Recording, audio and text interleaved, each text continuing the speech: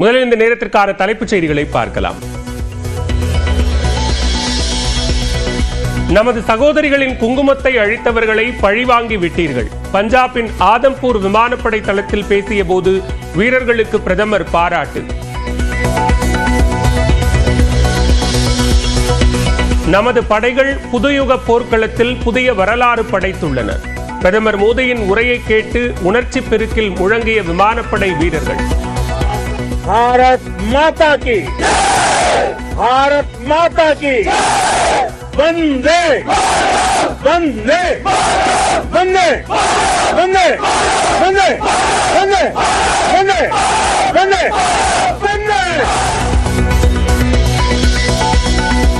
அணு ஆயுத பிளாக்மெயிலுக்கு அஞ்ச மாட்டோம் என பிரதமர் மோடி திட்டவட்டம். நமது விமான தளங்களுக்கு சிராய்ப்பு கூட ஏற்படவில்லை என்றும் வெற்றி பெருமிதத்துடன் உரை.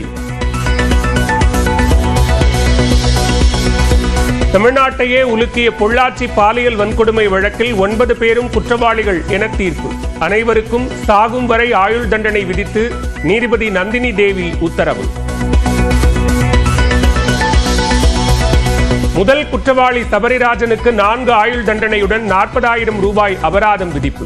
அதிகபட்சமாக 2வது குற்றவாளி திருநாவுக்கரசுவுக்கு 5 ஆயுள் தண்டனை விதித்து தீர்ப்பு. பொள்ளாச்சி பாலியல் வன்கொடுமையால் பாதிக்கப்பட்ட பெண்களுக்கு மொத்தமாக 85 லட்சம் ரூபாய் நிவாரணம். 7 பேர் மட்டுமே சாட்சியம் அளித்த நிலையில் தலா 10 முதல் 15 லட்சம் வரை இழப்பீடு வழங்க உத்தரவு.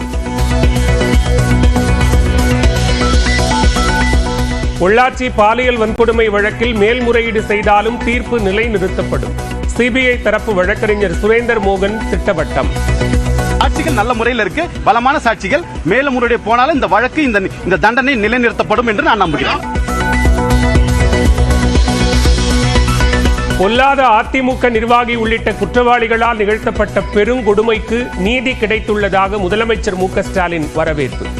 அதிமுக குற்றவாளி உள்ளிட்ட கூடாரத்தை பாதுகாக்க முயற்சித்த ஸ்டார்கள் மானம் இருந்தால் வெட்கி தலை குனியட்டும் என்றும் எக்ஸ் தளத்தில் பதிவு. பொள்ளாச்சி பாலியல் வழக்கில் குற்றவாளி கூடாரத்தை கைது செய்தது தனது தலைமையிலான அரசு என இபிஎஸ் விளக்கம். நடுநிலையோடு சிபிஐ விசாரணைக்கு உத்தரவிட்டதால் தான் தற்போது நீதி கிடைத்துள்ளது என்றும் முதலமைச்சருக்கு பதில். இபிஎஸ் ஆட்சியில் குற்றவாளிகளை காப்பாற்ற நடத்த முயற்சிகளை திமுக மக்களின் துணையோடு முறியடித்ததால் தான் பாதிக்கப்பட்ட பெண்களுக்கு நீதி கிடைத்துள்ளது. அதிமுக ஆட்சியில் பெண்களுக்கு எதிராக நடந்த கொடூரம் தமிழ்நாடு வரலாற்றில் ஒரு கருப்பு பக்கம் என்றும் துணை முதலமைச்சர் உதயநிதி ஸ்டாலின் எக்ஸ் தளத்தில் பதிவு. பெண்கள் பாதுகாப்பை உருக்குலைக்கும் குற்றவாளிகள் நீதியின் பிடியிலிருந்து தப்பிக்க முடியாது. பொள்ளாச்சி பாலியல் வன்கொடுமை வழக்கின் தீர்ப்பை வரவேற்று நயினார் நாகேந்திரன் பதிவு. பொள்ளாச்சி வழக்கு குற்றவாளிகளுக்கு மரண தண்டனை கொடுத்திருக்கலாம் என பாஜக மூத்த தலைவர் தமிழிசை கருத்து. பாதிக்கப்பட்ட பெண்களுக்கு இந்த தீர்ப்பு ஆறுதல் அளித்திருக்கும் என தாவேக தலைவர் விஜய் நம்பிக்கை. பொள்ளாச்சி பாலியல் வழக்கின் தீர்ப்பு கால தாமதமாக வந்துள்ளது வருத்தம் அளிக்கிறது. சீர்காழியில் பாமக எம்பி அன்புமணி ராமதாஸ் பேட்டி. சாகும் வரை சிறை தண்டனை என்ற ஒரு தீர்ப்பு வந்திருக்கிறது. இந்த தீர்ப்பை நாங்கள் வரவேற்கின்றோம். ஒரே ஒரு வருத்தம், இந்த தீர்ப்பு வருவதற்கு நீண்ட காலம் 6 ஆண்டுகள் ஆகும். சிபிஎஸ்இ 12ஆம் வகுப்பு பொதுத் தேர்வில் 88.39% பேர் தேர்ச்சி. 97.39% தேர்ச்சியுடன் சென்னை மண்டலம் 3வது இடம். சிபிஎஸ்இ 10ஆம் வகுப்பு பொதுத் தேர்வில் 93.6% பேர் தேர்ச்சி. 98.71% தேர்ச்சியுடன் சென்னை மண்டலத்திற்கு 4வது இடம்.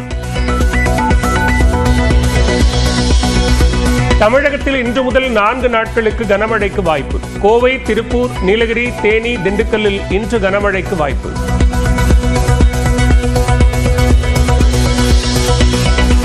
மதுரை சித்திரை திருவிழாவையொட்டி மண்டூக முனிவருக்கு சாப விமோசனம் அளித்த கள்ளழகர். தேனூரில் ஏராளமான பக்தர்கள் தரிசனம்.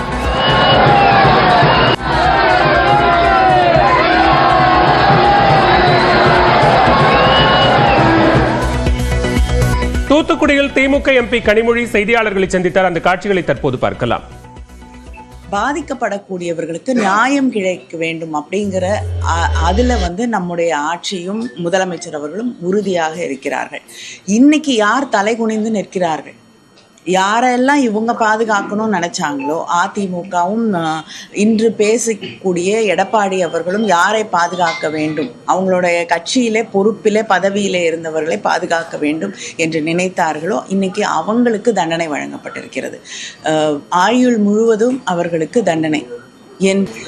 பாதிக்கப்படக்கூடியவர்களுக்கு நியாயம் கிடைக்க வேண்டும் அப்படிங்கிற அதுல நம்முடைய ஆட்சியும் முதலமைச்சர் அவர்களும் உறுதியாக இருக்கிறார்கள். இன்னைக்கு யார் தலை குனிந்து நிற்கிறார்கள், யாரெல்லாம் இவங்க பாதுகாக்கணும்னு நினைச்சாங்களோ, அதிமுகவும் இன்று பேசக்கூடிய எடப்பாடி அவர்களும் யாரை பாதுகாக்க வேண்டும், அவங்களுடைய கட்சியிலே பொறுப்பிலே பதவியிலே இருந்தவர்களை பாதுகாக்க வேண்டும் என்று நினைத்தார்களோ, இன்னைக்கு அவங்களுக்கு தண்டனை வழங்கப்பட்டிருக்கிறது. ஆயுள் முழுவதும் அவர்களுக்கு தண்டனை என்று அந்த தீர்ப்பு வழங்கப்பட்டிருக்கிறது. அதனால அவர்கள் தலை குனிந்துதான் நிற்கிறார்கள். அதனால நியாயமாக பாதிக்கப்பட்டவர்களுக்கு, குற்றம் செய்தவர்களுக்கு தண்டனை வழங்க வேண்டும் என்று நினைக்கக்கூடிய திமுக என்றும் தலை குனிய வேண்டிய அவசியமில்லை.